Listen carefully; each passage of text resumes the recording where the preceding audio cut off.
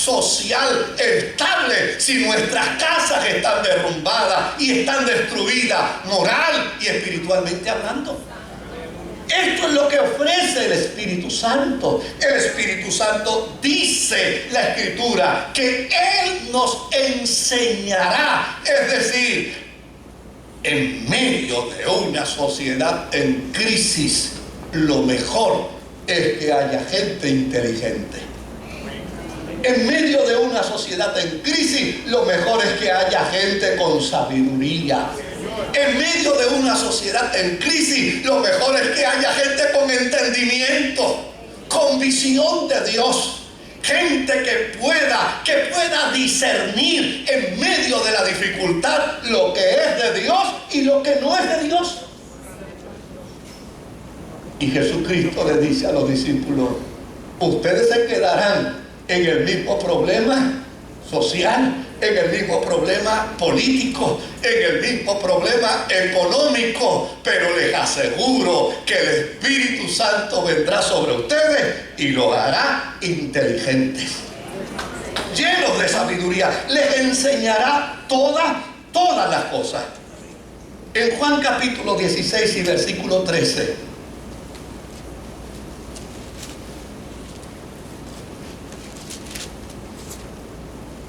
mira lo que nos dice: pero cuando venga el Espíritu Santo de la verdad, Él los guiará ¿a qué? A toda verdad, porque no hablará de su propia cuenta, sino que dirá todo lo que oiga y les anunciará las cosas por venir. Querido, la estabilidad de una sociedad muchas veces está basada en mentiras. La estabilidad económica de los pueblos está muchas veces sostenida en planteamientos que no son ciertos. El papel aguanta lo que le ponga. Y a la hora de un político dar discurso, pasa como una vez en Puerto Rico. Me voy a reservar el nombre del político, no creo que sea lo propio, pero una vez en Puerto Rico se estaba dando en una asamblea el informe económico de ese pueblo, y desde luego la persona que estaba dando el informe político reportó, en aquellos años, reportó que había $45,000 en déficit, y el político, el alcalde del pueblo, inmediatamente se puso en pie y dijo: yo propongo que esos $45,000 en déficit lo utilicemos para arreglar las aceras y los encintados del pueblo. De alguna manera había que opacar lo que allí se estaba diciendo. Escuche bien: el Espíritu Santo nos guiará a toda verdad. En medio de una sociedad perdida, en medio de una sociedad en crisis, mire, ojalá el próximo gobernador de Puerto Rico y los próximos senadores de Puerto Rico y los próximos representantes de Puerto Rico y los próximos alcaldes de Puerto Rico, los que revaliden y los que no revaliden, ojalá todos puedan ser llenos del Espíritu Santo, porque si fueran llenos del Espíritu Santo, ¿hablarían qué? Hablarían verdad. La importancia de vivir inmersos en el Espíritu Santo es que el Espíritu Santo siempre nos compele, siempre nos obliga a hablar verdad. Y de hecho, cuando no decimos la verdad, se nos forma una tormenta en la mente, en el corazón y en la vida.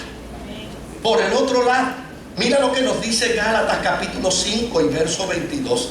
Gálatas 5:22 dice: en cambio, el fruto del Espíritu es amor, alegría, paz, paciencia, amabilidad, bondad, fe y por ahí pudiéramos seguir. Lo que nos plantea y lo que nos implica es que en medio de una sociedad,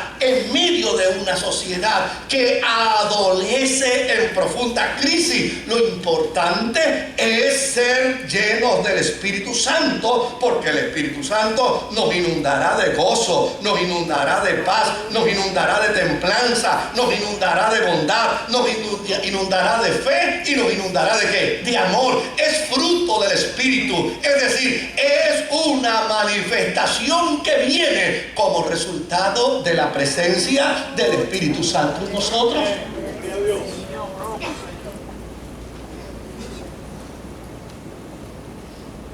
Yo recuerdo en una conversación coloquial que teníamos, alguien trataba de poner en duda la experiencia de los avivamientos y decía: los avivamientos siempre llegan cuando las naciones están en crisis, cuando hay situaciones de angustia y de dolor, como por ejemplo en la década del 30, cuando vino el avivamiento a Puerto Rico, era porque la gente estaba pasando hambre. Y desde luego lo que quería implicar con su argumento era que el avivamiento era un subterfugio que se obtenía como resultado del dolor y de la crisis. Y yo no me aguanté y levanté la mano y le dije: oiga, profesor, me parece que usted está interpretando mal. Los avivamientos del Espíritu vienen en épocas de crisis como consecuencia de la gracia, del amor, del cuidado providencial de Dios, para hacerle saber al ser humano que no está solo, que no está abandonado, que cuando falta el pan abunda el gozo y la alegría del Señor,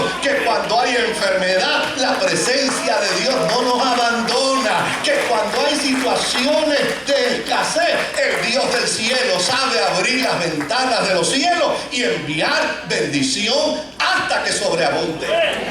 Por eso los cristianos no tenemos que estar preocupados. Claro, bendecimos a todos los que se han ido, pero a los que nos quedamos, no nos preocupemos.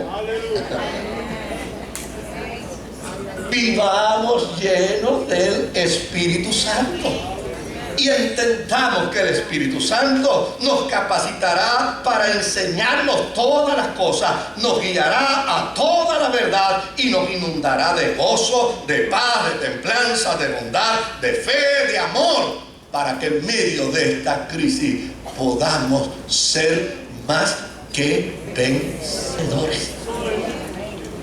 Mira lo que nos dice Primera de Corintios, capítulo 12 y versículo 1 al 11. En cuanto a los dones espirituales, hermanos, quiero que entiendan bien este asunto. Ustedes saben que cuando eran paganos se dejaban arrastrar hacia los ídolos mudos. Por eso les advierto que nadie que esté hablando por el Espíritu de Dios puede maldecir a Jesús, ni nadie puede decir Jesús es el Señor, sino por el Espíritu Santo.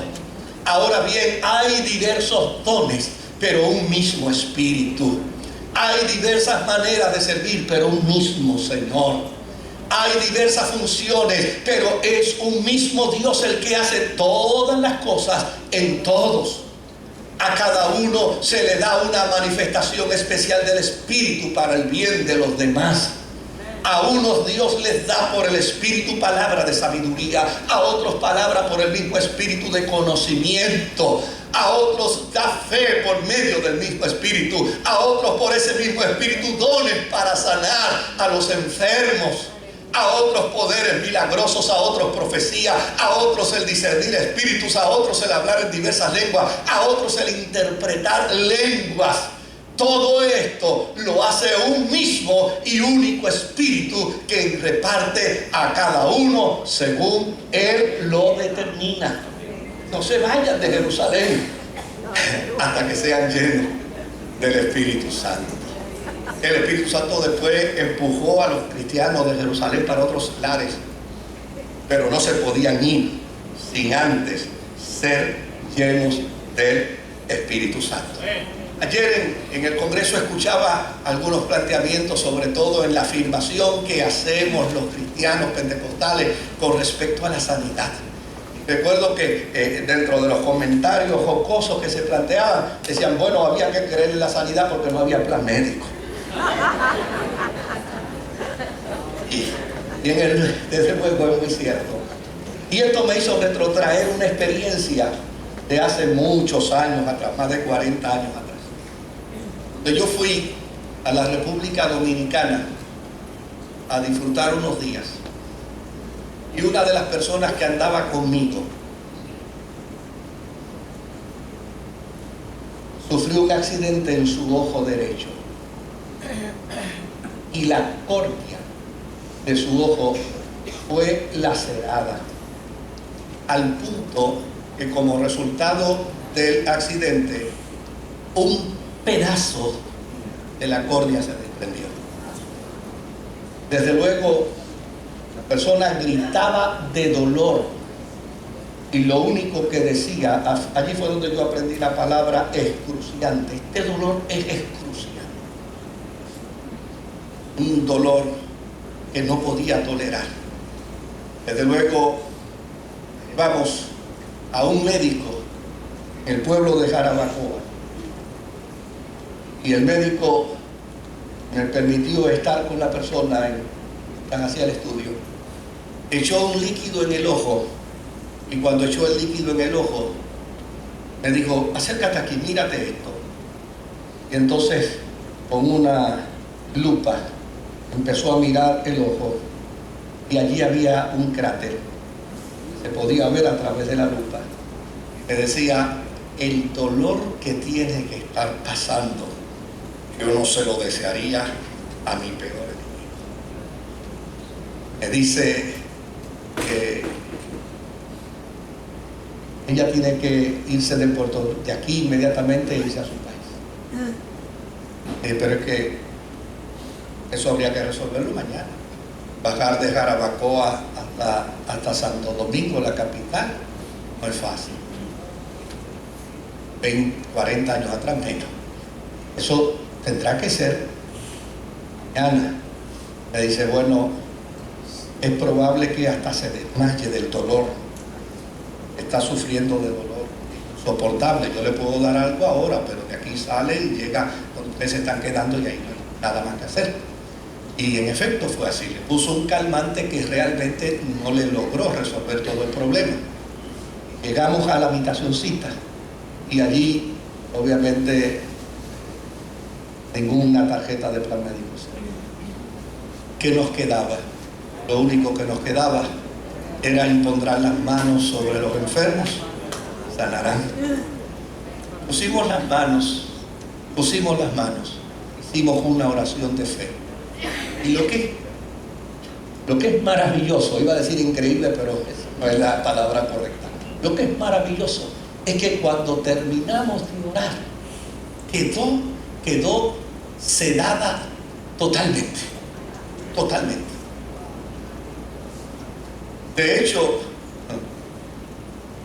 nos quedamos hablando en la habitación del grupo que andábamos, totalmente sedada. No despertó en toda la noche. Y al otro día por la mañana el doctor llegó al hotelito donde nos estábamos quedando con la misma lupa y con el mismo ungüento. Y dijo: yo quiero chequear antes que ustedes se vayan. Abrió el ojo, fue el líquido, colocó la lupa y de momento dijo: ¿era en el izquierdo o en el derecho? Dice: no, ahí mismo, en el derecho. Dice: ¿cómo va a ser? Sí, ahí mismo, en el derecho. Dice: pero es que no hay nada. Mira aquí, no había ni siquiera cicatriz, no había evidencia. Eso es lo que está diciendo, esto es lo que está planteando el apóstol San Pablo en este documento. Óyeme, cuando un creyente lleno del Espíritu Santo, esa capacidad de la que se nutre, con la que se forma, con la que se desarrolla, le permite vivir en paz en medio de la tormenta. Le permite vivir en manantial en medio de los desiertos. Le permite vivir en abundancia en medio de la escasez, sabiendo que mi Dios pues suplirá todas las cosas mucho más abundantemente de lo que pedimos o de lo que esperamos. Ahora, ¿qué dijo Jesús que iba a producir el Espíritu Santo en nosotros? Dijo que iba a producir poder. El poder dado por el Espíritu Santo nos hace trascender, para enfrentar cualquier circunstancia que se nos presente en el camino. El poder es autoridad, según Jesús. Mire qué dato interesante. Es autoridad, capacidad de gobierno, no solamente de manera externa, sino autoridad hasta para despreciar la vida, convirtiéndonos en mártir por causa del nombre de Jesús. Amén. Cuando uno interpreta lo que es capaz el Espíritu Santo de hacer, no te vayas de Jerusalén hasta que recibas autoridad que te hará mártir, autoridad que te permitirá no solamente trascender en autoridad para enfrentar cualquier circunstancia de la vida, sino inclusive para despreciar tu propia vida de ser necesario, con tal de servir a aquel que te ha llenado de su Espíritu Santo. Cuando uno mira esto, uno puede entender.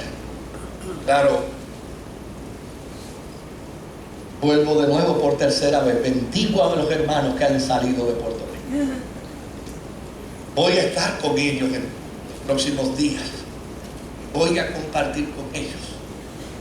Pero a fin de cuentas, mi mensaje para los que nos quedamos aquí sigue siendo el de Jesús. No hay que irse de Jerusalén.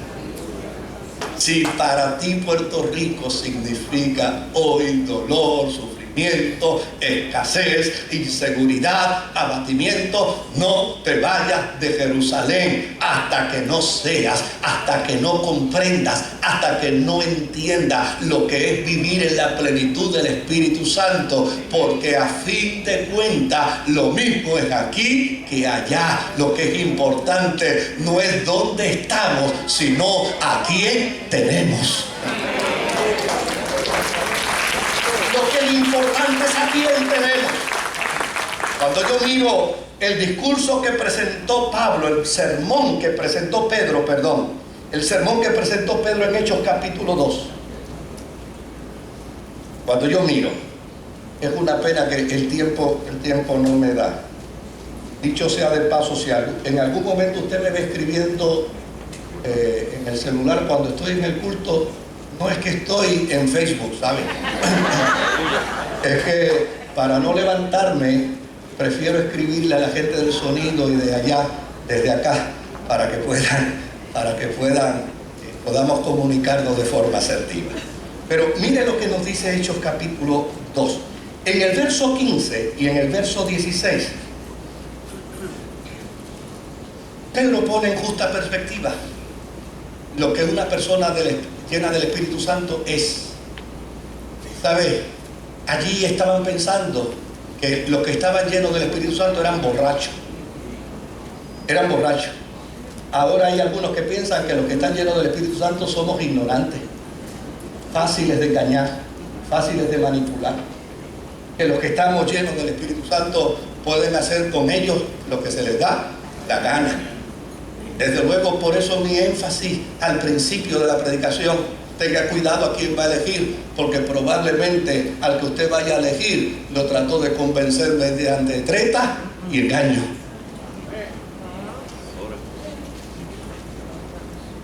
Ellos aquí tuvieron que responder. Pedro tuvo que responder: hey, un momentito, aquí nadie está juzgado. No, aquí nadie está borracho. Aquí nadie ha bebido cañita. Aquí llana y sencillamente esto lo vamos a poner en su justa perspectiva.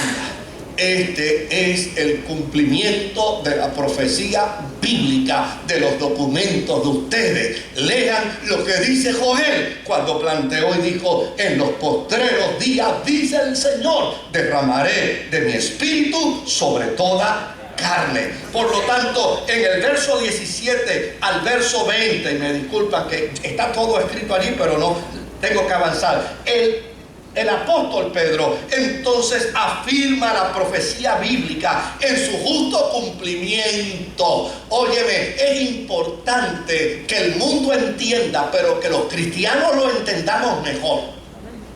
A mí me tiene sin cuidado si el mundo nos entiende o no nos entiende. A mí lo que me preocupa es que los cristianos no entendamos bien. Amén.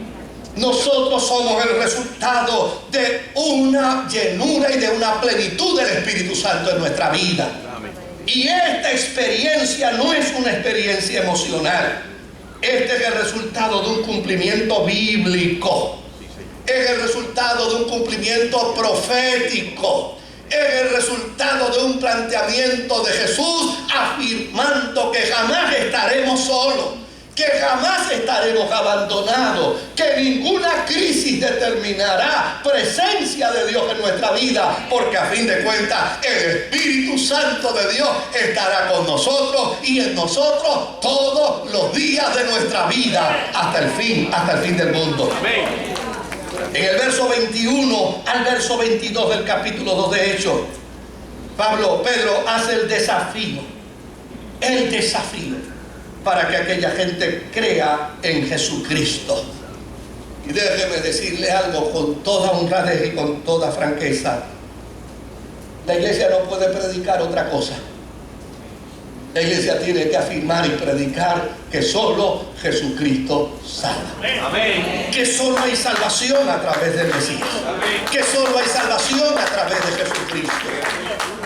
Por el otro lado, en el verso 23, me encanta Pedro. Óigame, qué pantalones tenía Pedro. Está frente a una multitud de judíos que 50 días atrás, o 53 días atrás, habían crucificado al Mesías.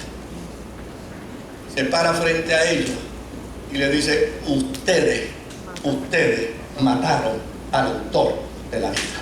Amén. Ustedes fueron los asesinos. Sus concupiscencias, sus maldades, sus extravíos de la fe hicieron que ustedes mataran al autor de la vida. Querido, recibiréis poder cuando seas lleno del Espíritu Santo. Una vida llena del Espíritu Santo debe confrontar lo malo de manera valerosa. Debe confrontar lo injusto de manera valerosa. Debe confrontar lo ingrato de manera valerosa. No puede evidenciarse en la vida de alguien una plenitud del Espíritu Santo, y en esto obviamente yo sé que puedo levantar aquí un polvorín de dinamita, pero no se puede validar solamente una vida llena del Espíritu Santo hablando en lengua. De muy poco nos serviría hablar en lengua si a la hora de hablar en nuestro vernáculo no le decimos al injusto, al perverso, al que hace las cosas mal, el que atenta contra nuestros valores, el que atenta contra las verdades fundamentales de nuestra fe: ustedes han matado al autor de la vida. Ustedes no han respondido con entereza a los valores que nos identifican como pueblo. Una vida llena del Espíritu Santo, como manifiesta Pedro, proclama la resurrección de Jesucristo y la declaración de que Jesús es el Mesías. Note bien, en el verso 32, lo que Pedro dice: tenemos poder hasta para ser mártires. Note bien que lo dice con perfecta claridad. Tenemos el poder para enfrentarnos con la verdad ante quien sea. Y si por decir la verdad nos van a matar, con eso no nos reducen. Es que nosotros tenemos el poder para ser testigos, para ser mártires. Poder para recordarle, verso 36. Poder para recordarle al que haya hecho lo malo, al que haya hecho daño a la fe, lo que ha hecho. Me encanta ese sermón de Pedro. Al final confronta, al final censura, pero no cierra las puertas de esperanza. Aquella multitud a la que Pedro responsabilizó de haber matado al autor de la vida, compungidos y llorando, dijeron: ¿y ahora qué podemos hacer? ¿Ahora cómo podemos actuar? Y la respuesta no se hizo esperar, porque la iglesia... Yo tengo un amigo sacerdote que yo aprecio y quiero mucho. Dice: Moisés, la iglesia es maestra y es madre. Lo que él quiere decir con eso es que la iglesia señala el pecado, pero no cierra la puerta de ¿qué? La puerta de esperanza. La iglesia no puede cerrar la puerta de esperanza. La iglesia no le puede cerrar la puerta de esperanza al político distorsionado. Ojalá y se convierta a Jesucristo. La iglesia no puede cerrarle la puerta de esperanza a aquellos que se han burlado de la fe. Ojalá vengan a Jesucristo. Tenía un amigo que decía: el único mal que les deseo es que vengan a Jesús, que se encuentren con Jesucristo. La iglesia no puede cerrarle las puertas de esperanza a la gente que es hostil a los principios de la fe. No puede cerrarle las puertas de esperanza. Cuando ellos le gritaron a Pedro y le dijeron: ¿qué haremos? Pedro dijo: nosotros tenemos el poder y la autoridad para cerrar si quisiéramos, pero preferimos que abrir. Crean en Jesucristo y serán salvos y saldrán de esta perversa generación. Hoy más que nunca la iglesia necesita evidenciar su autoridad. Hoy más que nunca la iglesia necesita evidenciar su autoridad para afirmarse como iglesia del resucitado, como iglesia llena del Espíritu Santo, indistintamente las circunstancias adversas a las que se expone. Señor, nos bendiga.